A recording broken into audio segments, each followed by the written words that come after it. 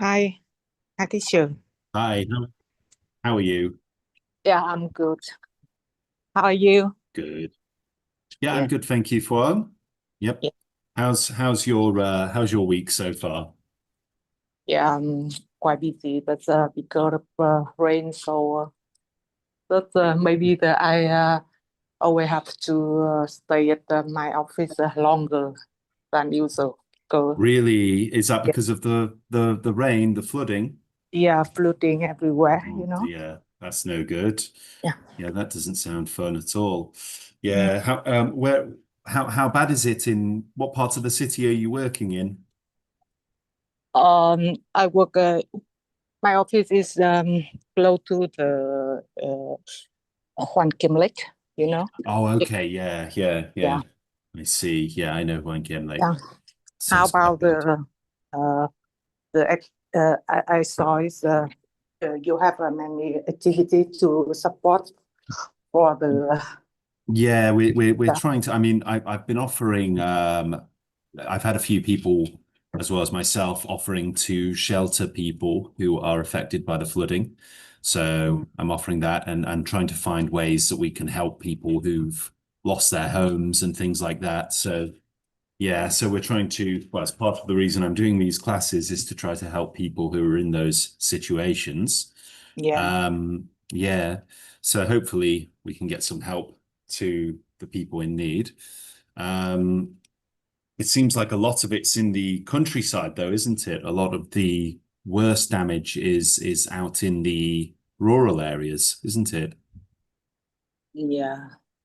Yeah, no good. Yeah. Mm. I think Um, sorry, it's go on. uh, yeah, I think it's very nice when you can organize many people to join your uh, helpful activities to support. Yeah, Yeah, yeah. yeah. We'll try and get some help out to people as Mm, soon as we reasonably can and try to keep abreast of activities that are going on to help people too. mm, Yeah. yeah. Um, yeah. So just before we begin the lesson, so we've got some people watching on the live stream, and obviously you're joining on Zoom. So if you're watching on the live stream, these lessons are pay what you can afford, so you can pay as much or as little as you like for this lesson, and Mm, your contribution helps poor families in Hanoi. If you are outside of Vietnam, you can pay via PayPal using the email address ax.english.tutoring@gmail.com. And if you're in Vietnam, you can scan the QR code to pay directly. And all funds will be used to support the needy families in Hanoi with things like food, rent, and medical bills, and education and various other things through my charitable campaign, which is called Help Hanoi's Homeless. So we'll have these lessons every Monday, Tuesday, and Thursday from 6 p.m. to 7 p.m. UTC +7, which is Vietnam time. Okay, we've just had some more people joining. Hello, new person. Is it Phuong as well? Is it Hello, teacher. Phuong? Hello. Is your name Phuong? Yes, yes. My name is Okay, Bảo Phương. Bao Phuong. Okay, I'm going to call one of you Bao Phuong and the other one Phuong. Okay, just so that we don't get confused. How are you, Bao Phuong? I'm 16 years old. So you're 16. How are you? How are you feeling? Uh, I feel shy, a little shy. A bit shy. Okay, that's okay. So don't worry, Bao Phuong. We're just going to we'll take things very slowly, and if you're a bit shy about speaking, that's okay. You can just write things in the chat box if you want to, okay? Thank you. No problem. So today's lesson, guys, we're going to learn about gorillas. Okay, so before we begin, I'm just going to share the course, my course with you guys, so you can sign up. This is a course on Udemy. It's the Stax English IELTS Master Course. I'm offering it to you guys free of charge. Okay, so if you want to follow along with this lesson, you can click this link in the chat box. So that's udemy.com/course/Stax English IELTS / coupon code equals English for all. So what you can do is you can type in, if you're not able to click this link, you can type in Stax English IELTS Master Course on Google, and you can join up that way. Now, it should be free of charge, 100% off, lifetime access if you enter in the coupon English for all. Okay, so if you've not got access to this link, you just have to enter in the coupon English for all capitals, no spaces, and then click enroll now. And you can sign up just using an email address. So if you're watching on the live stream, you can do this as well. Someone's just joined again. So hello, Bounty. How are you? Hello, teacher. Well, I'm good. How about you?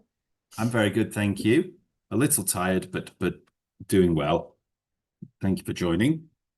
So, guys, we're going to go through. We're going to open up the module now, which is about gorillas. Okay, so we'll start by just watching the video. Now, if you've already signed up to the Stax English IELTS Master Course, you can actually click this link and it will bring up the module we're going to do today. So we'll open up this video, and if we can keep our microphones off just while we watch, and I'll put the subtitles on so that we can read as we watch the video, okay? So I'm going to turn off my microphone now.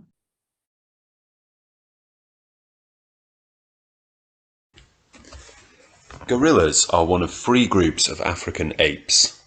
They are divided into 2 species, the western gorilla and the eastern gorilla.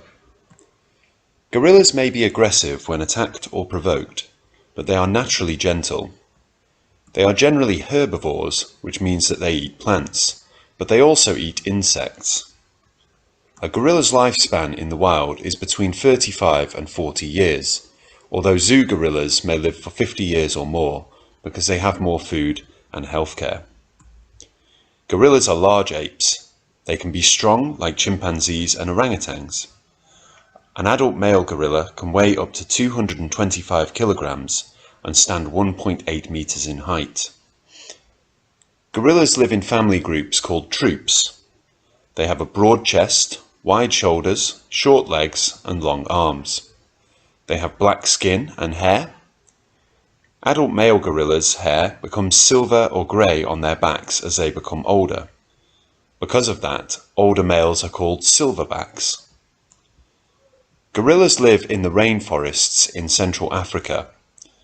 They mostly live on the ground, but they can also climb. When on the ground, they walk on their feet and finger knuckles. Troops of gorillas wander slowly through the forests of Central Africa. For about half of their day, they search for leaves, vines, and bamboo shoots to eat. Sometimes they also eat ants or termites. For the rest of the day, they lay in the sun and play with their children.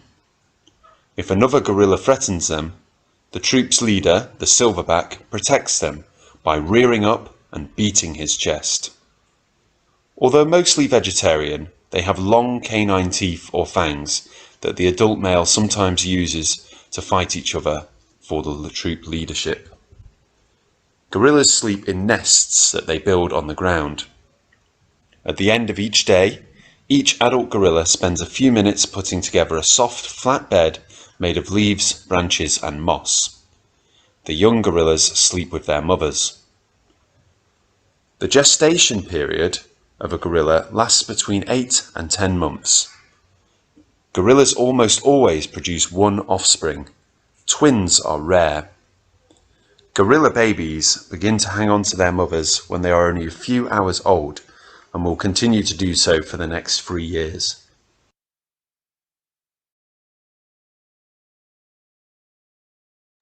Okay, so What we have next is the transcript, which of course we can read through. So if you've already signed up to the Stax English IELTS Master Course, you can read the transcript by clicking the link in the chat box or just clicking the next section along from the video. So let me just pop that in there for you. Okay, so we'll use that a bit later. What we want to do now is we want to practice some vocabulary games, okay, so that we can review the vocabulary from the previous lesson.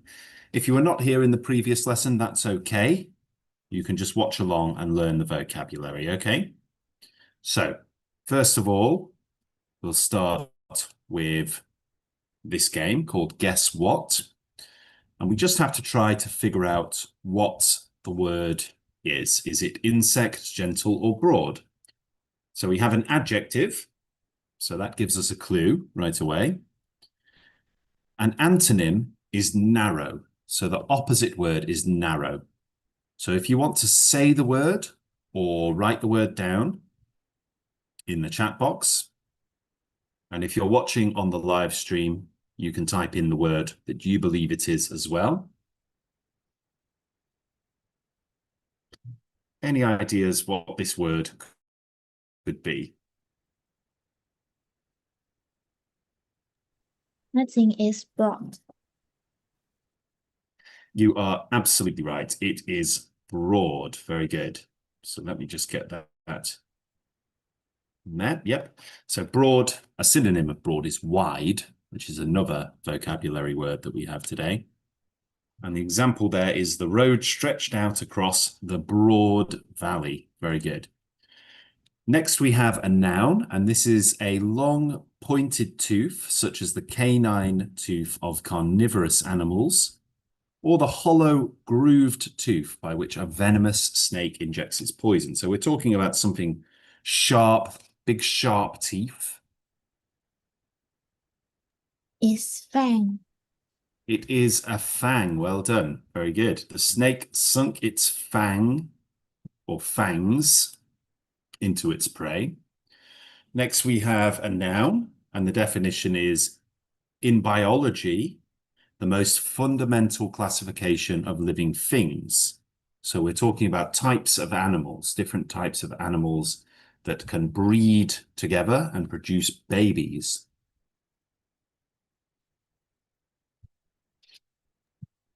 They are species. You're quite right. It's species. Very good. And we can see some two animals of the same species here with their little babies. Next, we have an adjective, and the example is a horizon. So horizon is as far as you can see, and it spreads out very, very, and that's the adjective.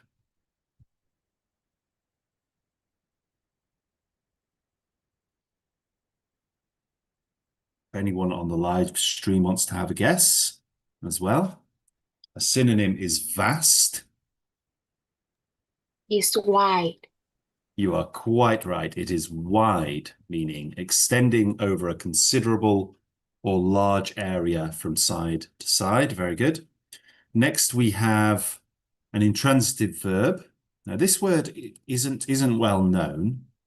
So let's have another couple of words in there. So we've got ramble or walk.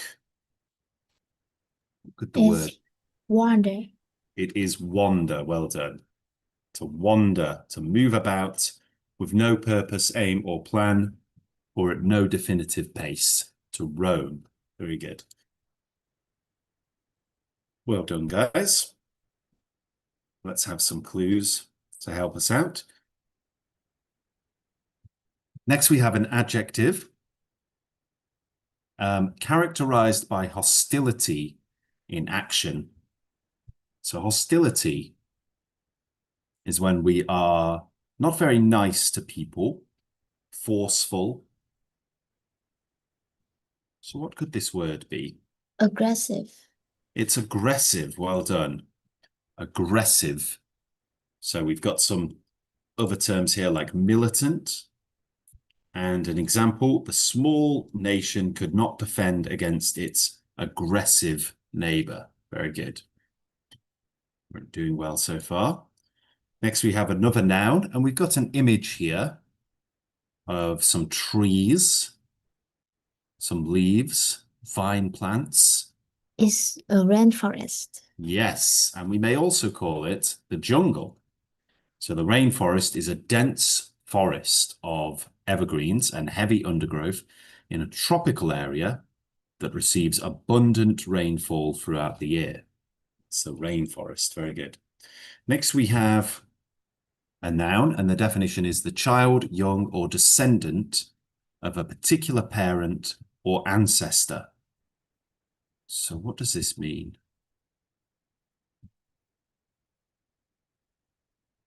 Any idea? Offsprings.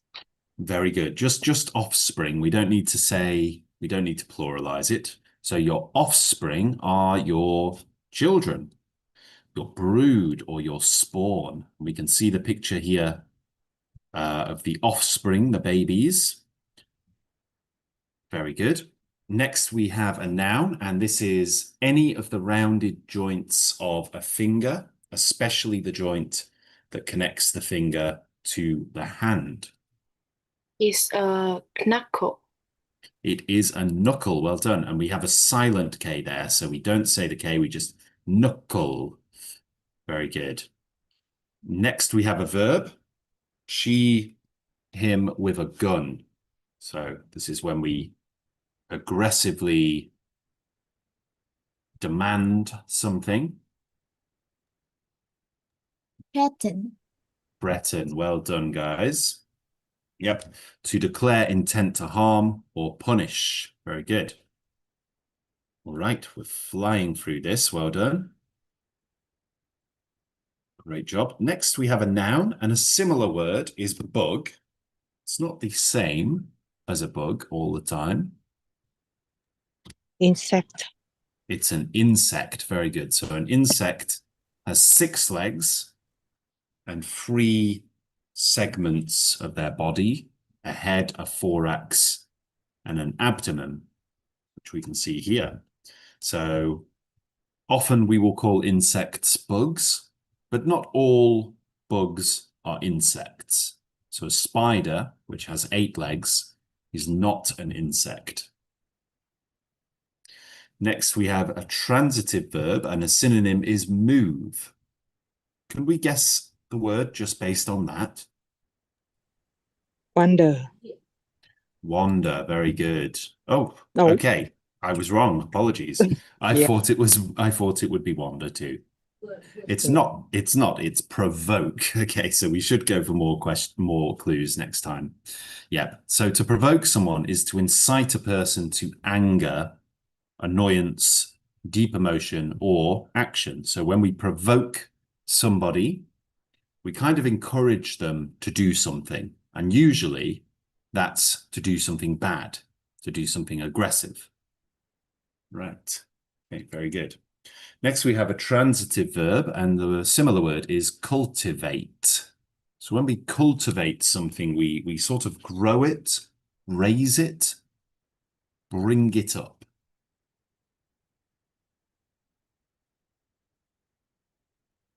So a tricky one. Let's take 2 away. So we have species or rear. Rear. Rear is right. Well done. Yep. To raise something to maturity. Now, in this context, in the context of gorillas rear their young. But in the video, it says the gorilla rears up on its hind legs, meaning it rises up like this. So it can also mean, as well as sort of raise, as in to raise to maturity, a child, it can also mean to go up and get up on your hind legs like a horse, or in this case, a gorilla. Next, we have a noun, and this is a structure used by a bird to lay eggs and rear young. We can see the word right there. Often constructed on a tree, in high grass, or in a cavity using twigs, fibers, and the like. Is nest. Nest. It is a nest. Well done. A nest. And we can see the nest there. Now, it's not always birds that make nests. Gorillas make nests. Wolves make nests. Lots of animals make nests. Now we have an adjective, and a synonym is benevolent. So when something is benevolent, it's generally harmless, friendly, not Gentle. trying to... It's gentle, very good. And you may notice that the opposite word, well, it says stern there, but another antonym of benevolent is malevolent.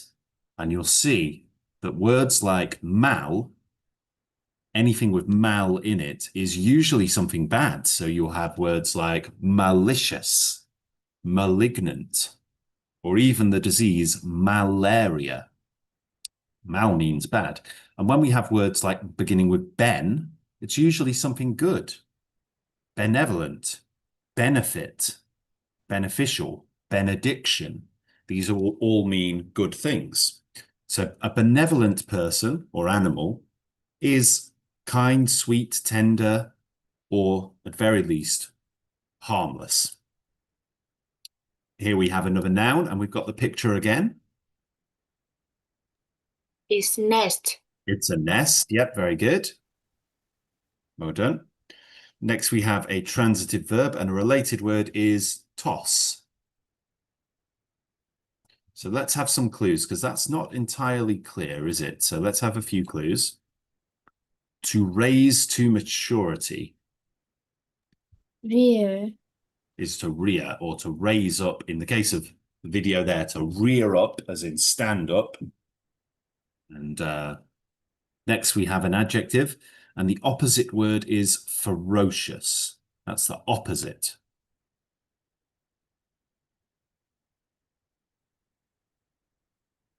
Let's have some clues. So, Gracious. keen, merciful, possessing a kind or generous disposition, tender or sweet.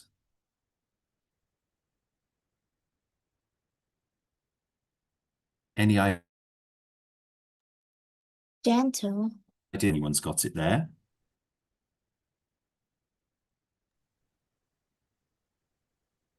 It's gentle. Very good, guys. Gentle. Thank you. Transitive verb again. By these demonstrations, they hoped to politicians into taking action. So this is a verb where we're trying to get people to take action.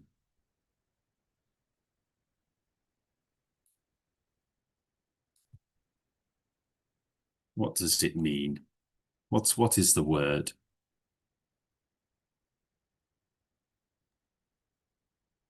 I think it's provoke. It's to provoke. Any ideas, guys? To incite someone to action? I think it's to provoke. Sorry, say that one more time, Bowney. Provoke. Provoke is right. Well done. Provoke, to encourage someone to do something, usually something bad. Okay.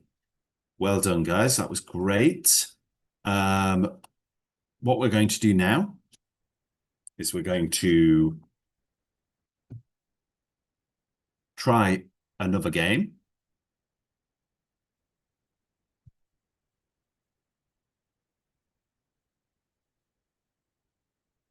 Just wait for it to load.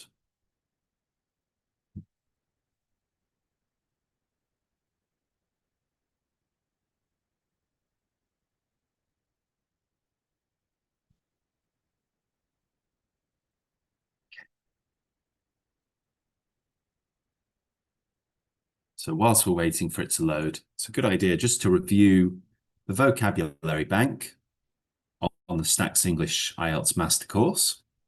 And you can have a look through that and see if there are any terms that you're unfamiliar with. see if you can use them in a sentence. So just wait a moment while it loads along.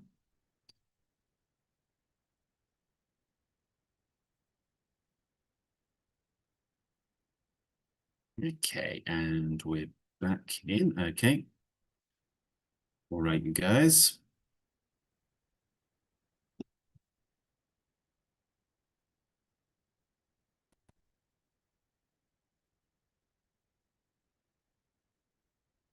So let's try a quick tic-tac-toe game.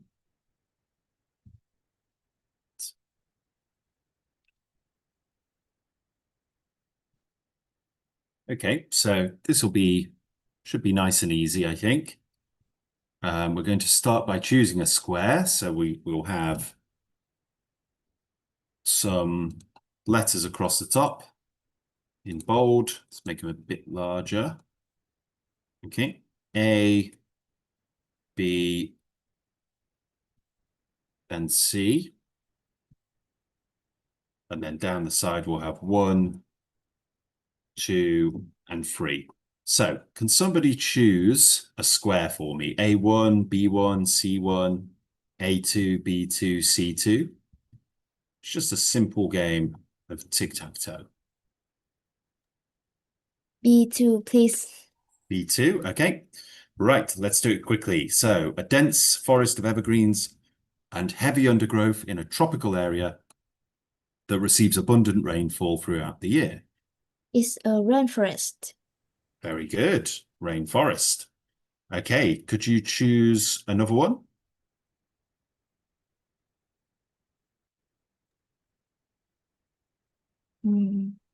A1.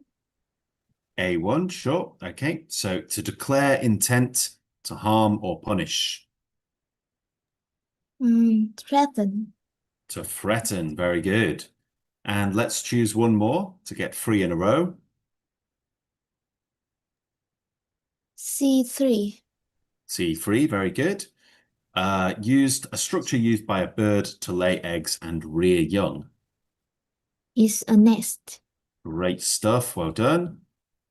All right, good job. Let's try another one. So choose a square. A2. A2, very good. To raise to maturity. Is to rear. To rear, very good. Choose another letter and number. B2. B2, okay, very good. Any group of small invertebrate animals that have segmented bodies, 3 pairs of legs, and usually 1 or 2 sets of wings. Is an insect. It is, well done. And then choose another square. C2. C2, okay. The child, young, or descendant of a particular parent or ancestor. It's offspring. Offspring. Offspring, very good. The offspring, great stuff. Well done. Let's try another one. So choose a letter and number. A3. A3, very good. Extending over a considerable or large area from side to side. A wide. Wide, very good. Choose another square. B3. B3. Any of the rounded joints of a finger, especially the joint that connects the finger to the hand. Is knuckle. It's a knuckle, well done. Okay, one more square. C3. C3, okay, very good. To move about with no purpose, aim, or plan at no definite pace. To roam. Is wander. To wander, very good. All right, great stuff. Let's do one more. Choose a square. C1. C1, okay, very good. Characterized by hostility in action. Is aggressive. Aggressive. Very good. Choose another square. B2, please. B2. In biology, the most fundamental classification of living things. Is special. Species. Species. Species. Very good. And one more. A3. A3. A long pointed tooth, such as the canine tooth of carnivorous animals or the hollow groove tooth by which a venomous snake injects its poison. Is fang. It's a fang. Very good. All right, great job, guys. Well done. Okay, so let's rewatch the video now that we've reviewed the vocabulary. And then we'll try some speaking activities, okay?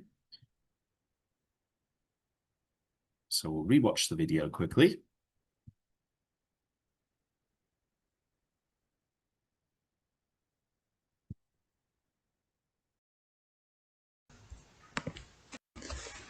Gorillas are one of 3 groups of African apes. They are divided into 2 species, the western gorilla and the eastern gorilla. Gorillas may be aggressive when attacked or provoked, but they are naturally gentle. They are generally herbivores, which means that they eat plants, but they also eat insects.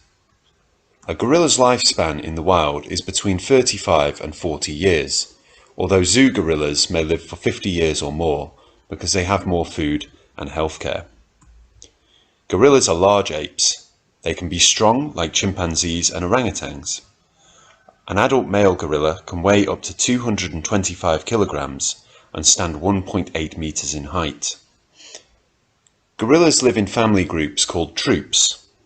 They have a broad chest, wide shoulders, short legs, and long arms. They have black skin and hair. Adult male gorillas' hair becomes silver or grey on their backs as they become older. Because of that, older males are called silverbacks. Gorillas live in the rainforests in Central Africa. They mostly live on the ground, but they can also climb. When on the ground, they walk on their feet and finger knuckles. Troops of gorillas wander slowly through the forests of Central Africa.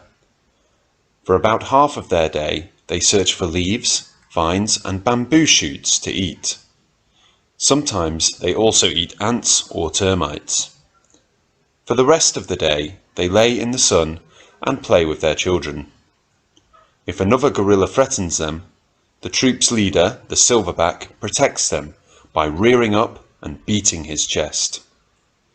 Although mostly vegetarian, they have long canine teeth or fangs that the adult male sometimes uses to fight each other for the troop leadership. Gorillas sleep in nests that they build on the ground.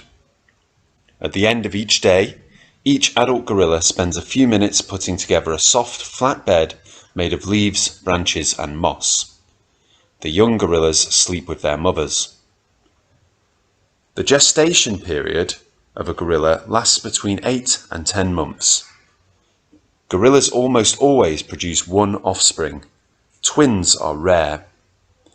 Gorilla babies begin to hang on to their mothers when they are only a few hours old and will continue to do so for the next 3 years. Okay, so what we're going to go through now is some speaking questions. So obviously what we can see here are gorillas, which are kept in a zoo. And it's mentioned in the text that gorillas actually tend to live about 10 to 15 years longer when they're in captivity, when they're in a zoo, than they do in the wild. So whilst that may be a good thing, it does beg the question, is it good to keep animals in zoos? So what I want us to do is to take a little look at some of these questions here. So we've got the general question, are zoos good for animals? What are the advantages of zoos? Have zoos saved animals from extinction? Is it ethical to keep animals in confinement? What is rewilding and how does it work? And do zoos encourage people to care about animals? Now, there's also the debate simulator AI. So you can use this to help you if you need some assistance coming up with an answer. It's also very good for learning a bit more about the topic and picking up some vocabulary along the way. So the link to that is just in the chat box. But let's try starting us out. So Bao Ni, could you give us an overall idea? Do you think are zoos good for animals? What do you think? I think it has advantages, but it also have the disadvantages. For example, when animals are at zoo, they can be fed every day, and they can have proper health care. Yeah, but the disadvantages are like they like they don't have their natural habitat, and they may lose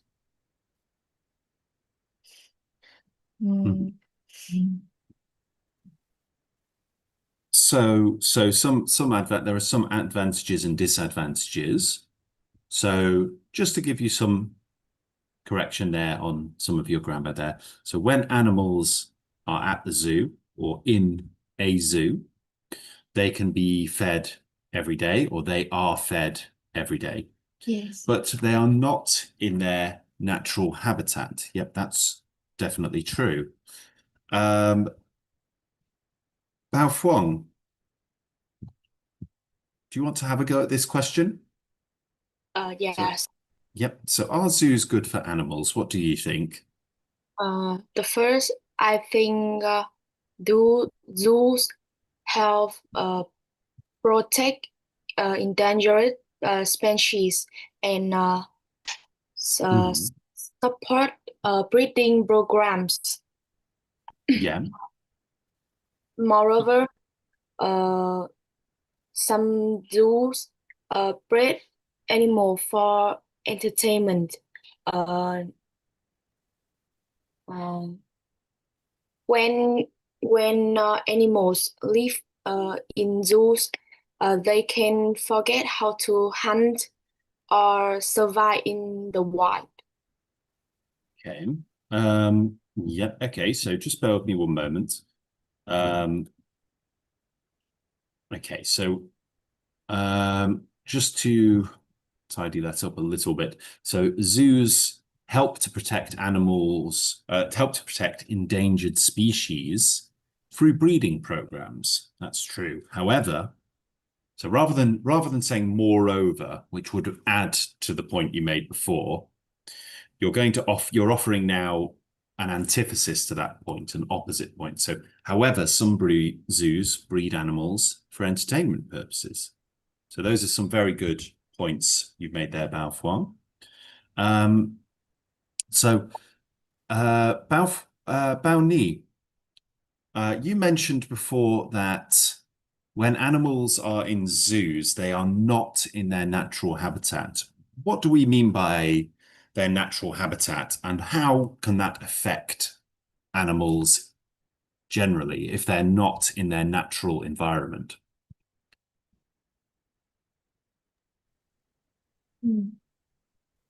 I think when they are trapped in small spaces, they can't behave naturally, and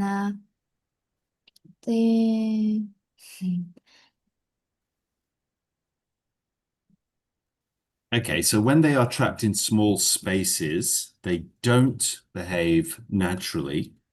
Yeah.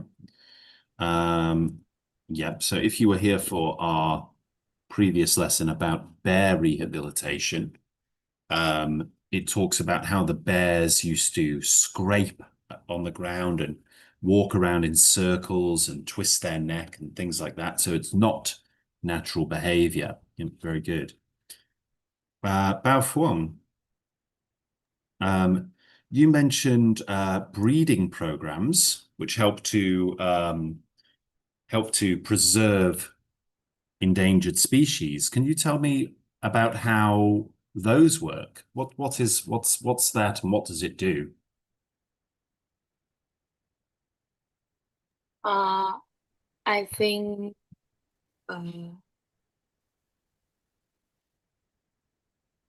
preserve the endangered species. Mhm. Firstly, we can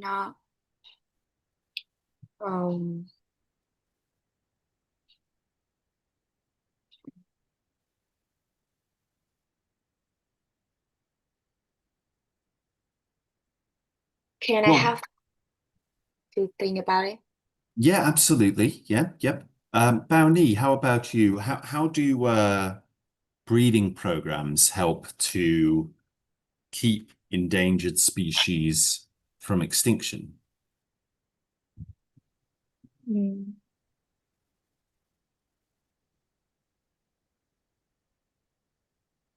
We can preserve the species and they won't be extinct in the future. Yeah. We So can save and protect them from the extinction. yeah, absolutely, because we create a safe environment in which they can't be hunted and are less likely to die from disease or habitat loss when they're inside a zoo. So there is a certain advantage to that. Bouni, do you think, let's have a think about this question. Is it ethical to keep animals in confinement? What do you think? Excuse me, I don't really understand the word ethical. Okay, yeah, well, allow me to explain. So when we talk about something being ethical, we talk about it being good or correct or right to do. So if something is unethical, it's just not a good thing to do. So if you do something that causes lots of harm to others, or to yourself, or to animals, or to the environment, it could be considered unethical. Others may think that some amount of harm that does a lot of good could be ethical. Okay? So if you were to harm one person to save 1,000 people, there's an argument that then it is actually ethical. Some people would say that lying is unethical, but if you are lying to protect somebody from something harmful, it could be considered ethical. So it's a philosophical debate. Do you think it's ethical to keep animals in confinement? I think it's not really ethical because firstly the animals will lose their natural freedom and instincts. Mhm. They may face like mental and physical health problem. Mental and physical trauma, yeah, Yes. absolutely, yeah. So I'm just going to put that word in there. So trauma is mental or physical damage that lasts a long time. So yes, it's true. Keeping animals in confinement may lead to mental or physical trauma. Are there any situations where it could be ethical, where it could be okay? Or is it always unethical to keep animals in confinement?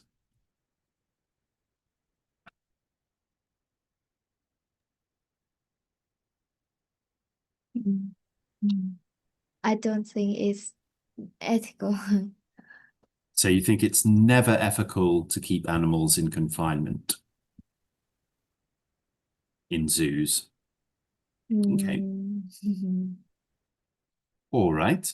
Bao Fuang, what do you think? Do you think that it's ethical to keep animals in confinement?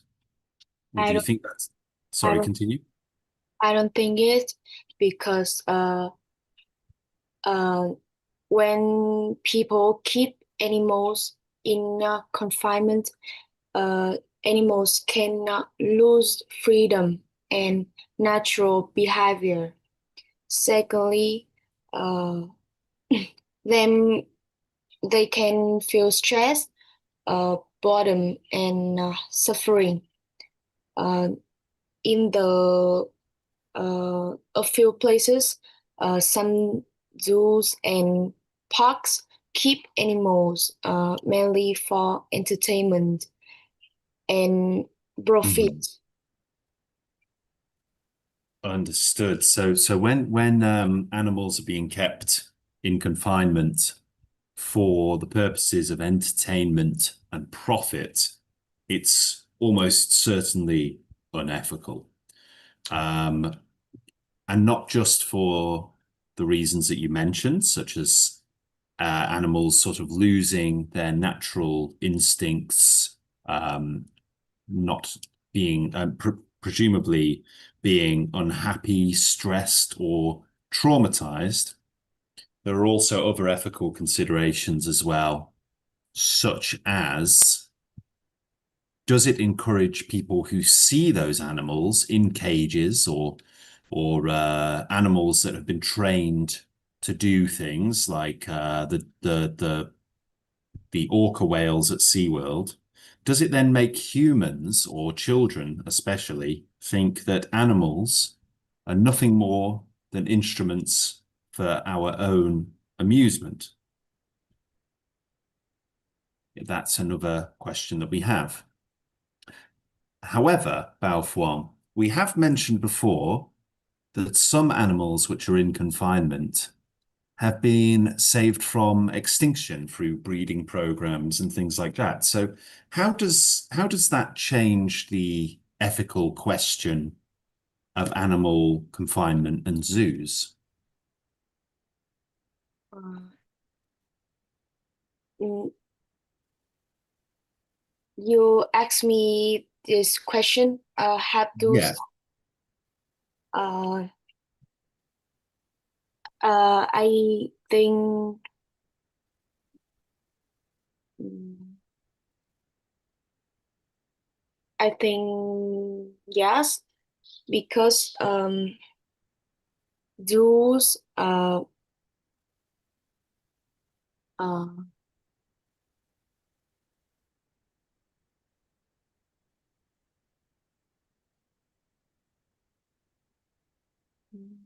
Let me put that to Bao Ni. So Bao Ni, is there any situation where it could be ethical to keep animals in confinement in zoos? Yes, in some situation, they are kept in zoos to be protected from extinction. Yeah, so that's another thing to consider, isn't it? If we're protecting the animal from extinction, then it could possibly be ethical to keep the animal in confinement. In some zoos, I mean, some zoos you have tiny cages with great big animals in them, and they're undernourished, underfed, understimulated and bored. But in other zoos, they have great big open enclosures, things to climb, places to swim, other animals to interact with. So question for Bao Fuang, do you think that in those kind of situations it's more ethical, or is it still unethical to keep them confined? What do you think? I think uh,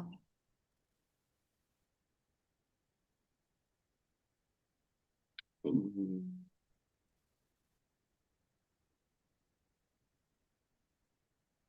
I think we don't have to be more ethical to keep animals, because when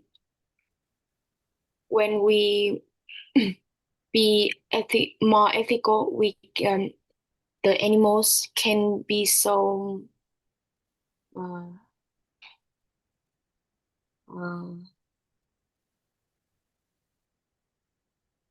like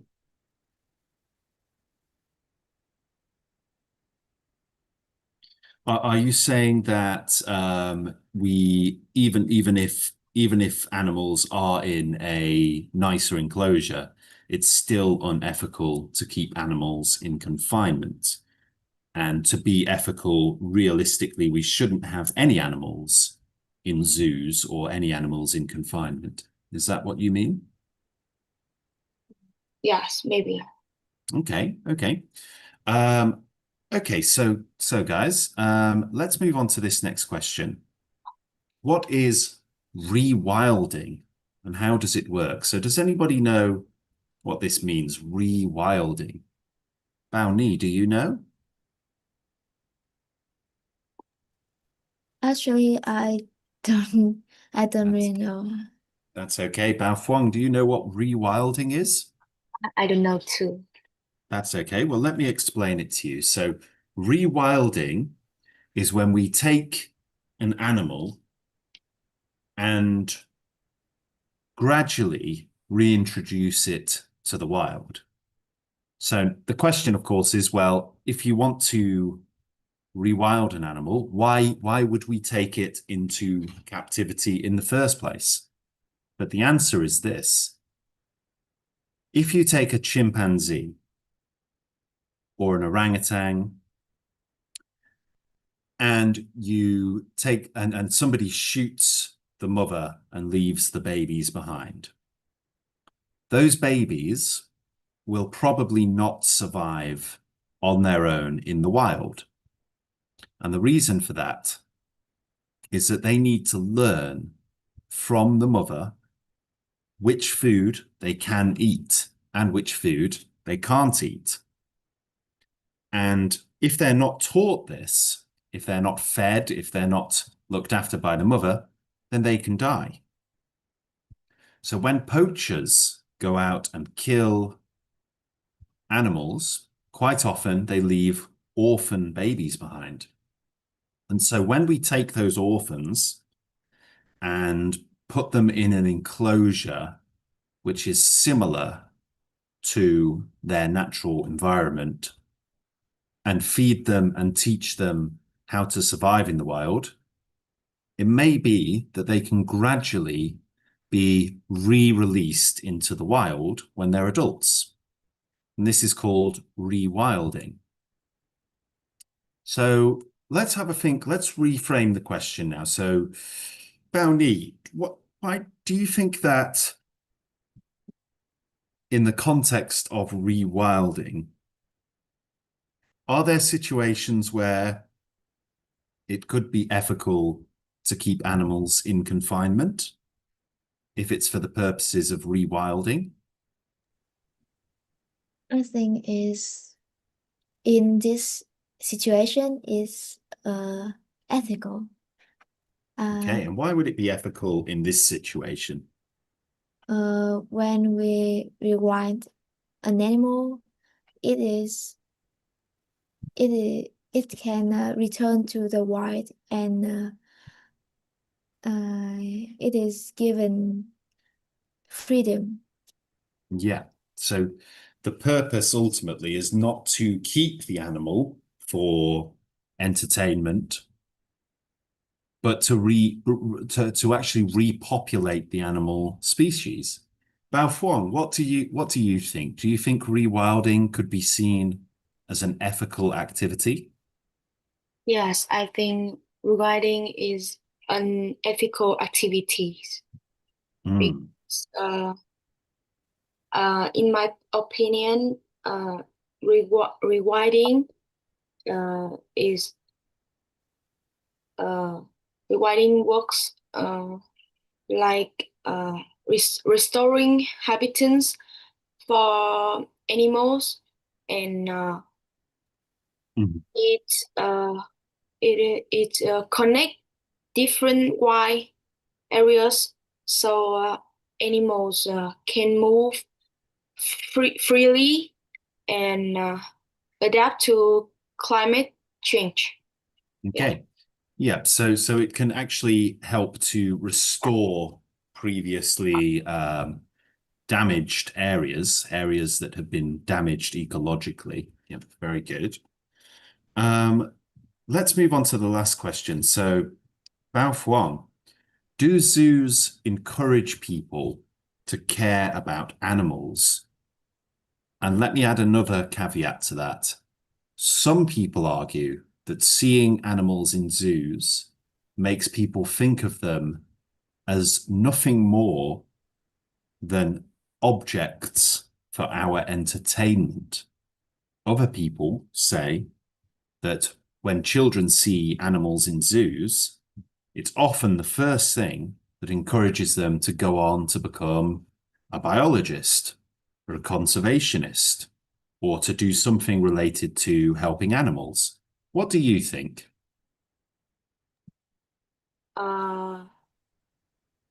In my opinion, zoos can encourage people to care about animals, but it depends on how they are managed. Mhm. Zoos can teach visitors, especially like children, about wildlife and the important of protecting animals. So it can be an important part of protecting animals or encouraging people to protect animals. Yes. Yep. Okay. Thank you, Bao Fong. Bao Ni, what do you think? What are your thoughts? I think visiting a zoo allows people, especially children, to learn more about animals, and this helps raise awareness and encourages people to care more about nature. But however, I think animals should live in wildlife parks or forests. So they should live out there in the wild, in their natural habitats as much as possible. Yeah, yeah, absolutely. Okay, guys. Well done today. You answered those questions very well. You gave some excellent insights into the ethics of zoos and whether they're good for animals and many of the more nuanced, complicated questions. So for everyone watching on the live stream as well, thank you for watching and joining today. We're going to finish very soon, so I'll just quickly let people know. So if you've enjoyed the lesson today, this is a lesson to raise money for my charitable campaign called Help Hanoi's Homeless. Any donations made will be used to support food, rent, and medical bills for needy families in Hanoi. So if you want to make a donation, you can do so using PayPal and you can use the email address ax.english.tutoring@gmail.com. If you're in Vietnam, you can scan the QR code here using your banking app. or you can use the bank account details below. So if you can make any donation at all, it would be greatly appreciated. Thank you guys for joining today. Before we finish, is there anything else I can go over with you? Anything I can help you with at all?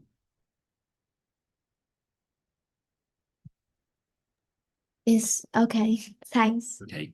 Thank you then, guys. Well, thanks for joining on Zoom, and thank you to everyone watching on the live stream. We'll be back again on Thursday, so please join the class on Thursday, and I'll see you then, okay? Bye-bye for now, okay? Okay. Goodbye. Take care, Thank you. guys. Thank you. Bye-bye for now. Bye. Bye-bye.